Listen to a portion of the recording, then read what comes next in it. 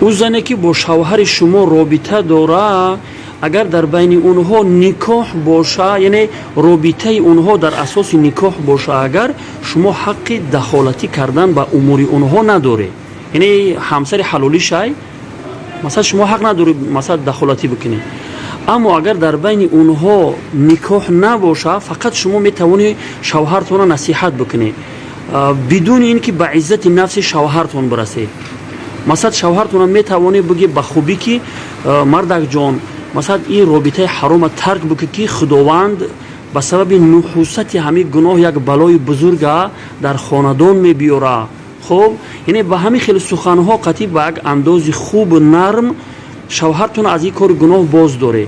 یا اینکه یک طریقه دیگرش اینه که شما بیشتر از شوهرتون مثلا علاقه جنسی را مثلا همخوابگی را طلب بکنه، مثلا میخواه نمیخواه از او طلب بکنه، ان شاء الله که نفس مردکتون خوب میشکنه و نیاز به سوی زنهای بیگانه هم پیدا نمیکنه دیگه. خب اینجا یک کاری بسیار بزرگ همین همسر حلالی کرده میتونه.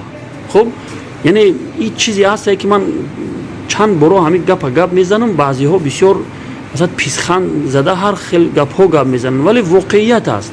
همین اگر همسر حلالی وقتی اگر بسیار در مثلا جایگاه طلب بکنه، هم خوابگی را بسیارتر طلب بکنه، مرد نفسش خوب میشکنه و دیگر نیاز به سوی زنهای دیگر باقی نمیمونه براش.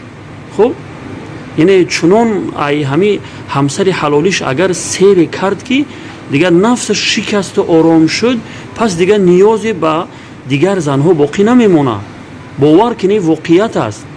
زنها وقتی که مثال ناز بسیار میکنن، وقتی که مثال یک مرد با همسر حلالی خودش به یک زوره و ناله قطعی همخوابگی بکنه، نتیجهش چی میشه؟ البته که میره زنی دیم میگیره یا که میره بیابازی میکنه میگرده. یعنی زن در اینجا مردی خودشا همین شوهر حلالی خودشا به عفت نمیرسونه.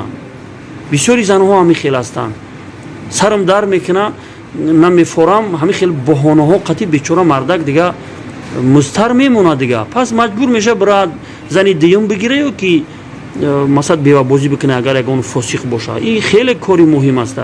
یا وابسته همین زن است. زن اگر میتونه که مردک چنون مثلا نفسش آرامی بکنه که دیگه مردک نومی زنی دیم هم نگیره و نومی یک زنی بیگانه هم نگیره دیگه.